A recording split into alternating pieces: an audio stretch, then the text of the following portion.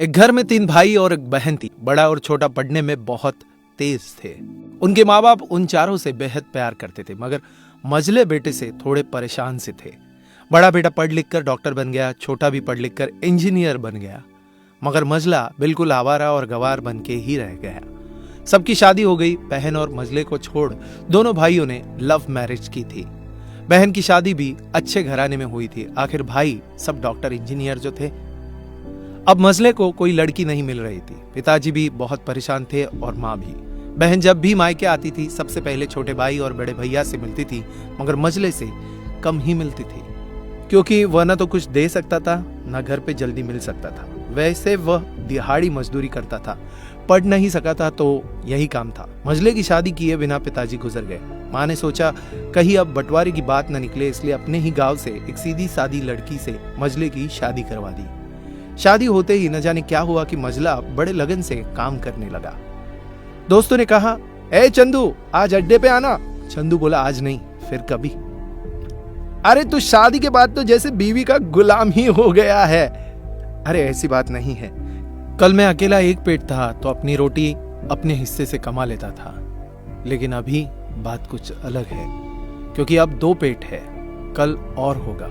घर वाले नालायक कहते थे, चलता था, मगर मेरी पत्नी मुझे कभी नालायक कहे तो मेरी मर्दानगी पर एक बद्दी गाली है, क्योंकि एक पत्नी के लिए उसका पति उसका घमंड, इज्जत और उम्मीद होता है। उसके घर वालों ने भी तो मुझ पर भरोसा करके ही अपनी बेटी दी होगी, फिर उनका भरोसा मैं कैसे तोड़ सकता हूँ। कॉलेज में नौकरी की डिग्री मिलती है और ऐसे संस्कार माँ से मिलते हैं। इधर घर पे बड़ा और छोटा भाई और उनकी पत्नियां मिलकर आपस में फैसला करते हैं कि जायदाद का बंटवारा हो जाए, क्योंकि हम दोनों लाखों कमाते हैं मगर मझला ना के बराबर कमाता है। ऐसा नहीं होगा। माँ के लाख मना करने पर भी बंटवारे की तारीख तय होती है। बहन भी आ जाती है, मगर चंदू है कि काम पे निकलने के लिए बाहर आता है।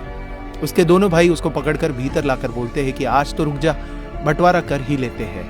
वकील कहता है ऐसा नहीं होता, साइन करना पड़ता है। चंदू अपने भाइयों से कहता है कि तुम लोग बंटवारा करो, मेरे हिस्से में जो हो दे देना, मैं शाम को आकर अपना बड़ा सा अंगूठा चिपका दूंगा पेपर पर। बहन बोली, अरे बेवकूफ, तू गवार का गवार ही रहेगा।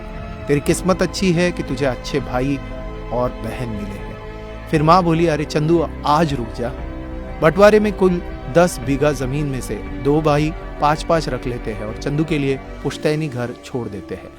तभी चंदू जोर से चिल्लाता है, अरे फिर हमारी छुटकी का हिस्सा कौन सा है? दोनों भाई हंसकर बोलते हैं, अरे मूर्ख, बंटवारा भाइयों में होता है, बहनों के हिस्से में सिर्फ उसका मायका ही है। चंदू कहता है, ओह, शायद पढ़ा लिखा न होने में ही मूर्खता है।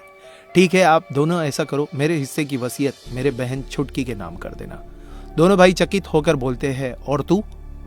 चंदू माँ की ओर देखकर मुस्कुराते हुए बोलता है, मेरे हिस्से में माँ है ना, उसको मैं संभाल लूंगा। फिर अपनी बीवी की ओर देखकर बोलता है मुस्कुरा के, क्यों चांदनी जी, क्या मैंने गलत कहा? चांदनी अपनी सास से लिपट कर कहती है, इससे बड़ी वसीयत क्या होगी मेरे लिए कि मुझे माँ जैसी सासू मिली और बाप जैसा ख्याल रखने वाला पति। बस यही शब्द थे जिन्होंने बंटवारे को सन्नाटे में बदल दिया। बहन दौड़कर अपने गवार भैया से गले लगते हुए रो रही थी, माफ कर दो भैया, मुझे क्यों नहीं समझ में आया कि आप इतने महान हो। चंदू अपनी बहन से कहता है, इस घर में तेरा उतना ही अधिकार है जितना हम सबका। माँ का चुनाव इसलिए किया ताकि तुम सबसे हमेशा जुड़ी रहो, क्योंकि यह वही कोख है जहां हमने 9 महीने गुजारे थे। माँ के साथ तुम्हारी यादों को मैं हमेशा देखना चाहता हूँ। दोनों भाई दौड़कर मझले से गले मिले और रो रो कर कहने लगे, आज सचमुच तू बड़ा हो गया है। सबकी पलकों में पानी ही पानी, सब एक साथ फिर से रहने लगते हैं। जब लोग अनपढ़ थे तो परिवार एक हुआ करते थे। मैंने टूटे परिवारों में अक्सर पढ़े लिखे लोग देखे हुए हैं। अगर आपको ये कहानी अच्छी लगी हो तो आपकी कमेंट नीचे बॉक्स में जरूर बताइएगा, और अगर ये वीडियो अच्छा लगा हो तो लाइक कीजिएगा, शेयर कीजिएगा ज्यादा से ज्यादा लोगों तक। ऐसे इंस्पिरेशनल वीडियोस के लिए सब्सक्राइब कीजिएगा हमारे YouTube चैनल और फॉलो करें हमारे Facebook पेज को। धन्यवाद।